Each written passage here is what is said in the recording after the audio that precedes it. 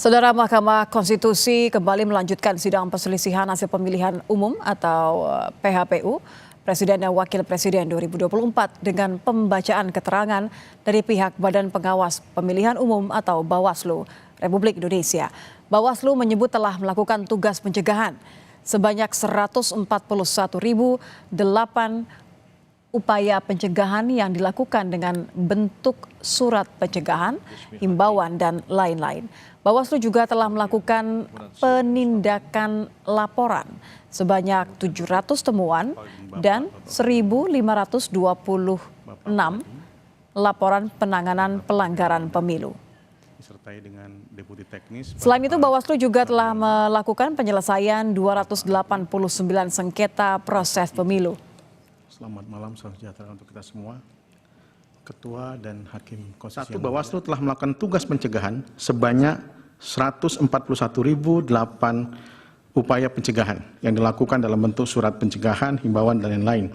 2. Bawaslu telah melakukan tugas penindakan terhadap temuan dan atau laporan sebanyak 700 temuan dan 1.562 laporan penanganan pelanggaran pemilu. Dan 3. Bawaslu telah melakukan tugas penyelesaian sengketa proses pemilu sebanyak 289 sengketa proses pemilu. Perkembangan terkini mengenai sidang sengketa hasil Pilpres 2024 dilaporkan oleh jurnalis Kompas TV Deni Putu Trisnanda dari Gedung Mahkamah Konstitusi. Putu, selamat malam. Apa saja yang menjadi sorotan dalam pembacaan keterangan Bawaslu di sidang sengketa Pilpres di MK malam ini?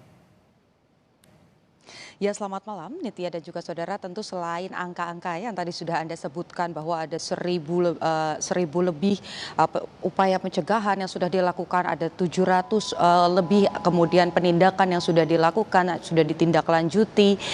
Tetapi juga ada beberapa poin-poin yang kalau kita dengarkan tadi dari laporan yang disampaikan oleh Bawaslu atau jawaban yang diberikan Bawaslu kepada Majelis Hakim ini kemudian menarik karena ini merupakan unsur-unsur yang masuk dalam petitum baik itu kubu 01 dan juga kubu 03. Bagaimana kemudian tadi terkait dengan kenaikan tunjangan Bawaslu, salah satunya ini disampaikan bahwa meskipun memang ada kenaikan tunjangan yang disebut dalam petitum ini dalam waktu-waktu yang krusial, tetapi menurut Bawaslu hal-hal tersebut ini sudah dalam pengawasan OJK, kemudian juga sudah dalam keputusan yang ada sudah diatur sebelumnya. Jadi ini sebetulnya tidak berpengaruh sama sekali kepada independensi dari Bawaslu sendiri.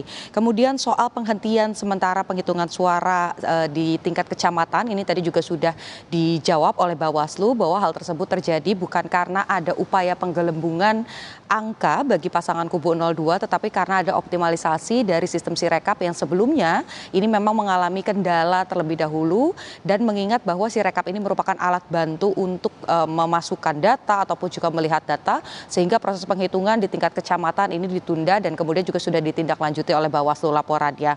Lalu ada juga laporan mengenai pengurangan suara Anies di Sirekap. Nah, ini juga dijawab oleh Bawaslu bahwa hal tersebut sayangnya meskipun laporan ini sudah masuk tetapi tidak bisa ditindaklanjuti karena disebut ini tidak memenuhi syarat material begitu ya, jadi tidak bisa ditindaklanjuti oleh Bawaslu.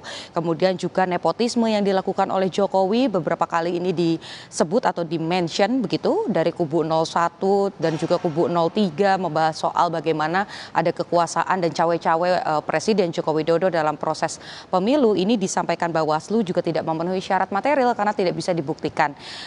Meskipun demikian, tadi yang juga menarik adalah apa yang disampaikan oleh Bawaslu ini dipandang berbeda, baik itu oleh kubu 0103 dan juga kubu 02. Bagaimana kemudian kubu 01 dan juga kubu 03 ini melihat bahwa terbukti memang banyak laporan-laporan kejanggalan-kejanggalan yang terjadi dalam proses pemilu. Jadi ini diartikan sebagai bentuk di dalam proses pemilu, sebagai bentuk yang kemudian ada kecurangan di dalamnya, ada kendala, ada masalah di dalam proses pemilu. Sementara kubu 02 sebagai pihak terkait, yakni kubu Prabowo Gibran, ini justru melihat dengan banyaknya laporan tersebut tetapi tidak bisa ditindaklanjuti karena kurangnya alat bukti atau minim syarat material, ini justru membuktikan bahwa meskipun ada yang bermasalah pada dalam prosesnya, tetapi ini tidak ada kecurangan di dalamnya, sehingga kita masih menantikan bagaimana nanti pekan depan ada agenda lanjutan. Tetapi yang pasti Bawaslu sendiri sebagai yang memang dimintai keterangan oleh majelis hakim, memberikan insight, memberikan pandangan, ini sudah menjelaskan banyak sekali laporan-laporan yang sudah masuk, baik itu yang sudah ditindaklanjuti ataupun yang tidak bisa ditindaklanjuti karena memang ada kekurangan-kekurangan. Bentuk tindak lanjut dari Bawaslu ini tentu saja disesuaikan, ada yang dilaporkan kepada PJ Gubernur jika ini berkaitan dengan kepala daerah, kemudian ada juga yang dilaporkan kepada Komisi ASN jika ini berkaitan dengan ASN atau aparatur negara sipil, kemudian juga ada yang dilaporkan kepada Kapolri dan juga jajarannya jika memang ada dugaan aparat kepolisian yang terlibat dalam proses kampanye, dan ini ada himbauan untuk memilih pasangan calon tertentu, yakni kubu Prabowo Gibran. Tetapi kalau kita lihat memang ranah Bawaslu dalam hal ini memang tindak lanjutnya ini hanya bisa kemudian bukan hanya memberi sanksi tetapi memberikan rekomendasi kalau kita lihat bagaimana penyelesaian yang sudah dilakukan Bawaslu di laporan atau pernyataan tadi selama sidang berlangsung. Nitya. Jurnalis Kompas TV ini Putu Trisnanda.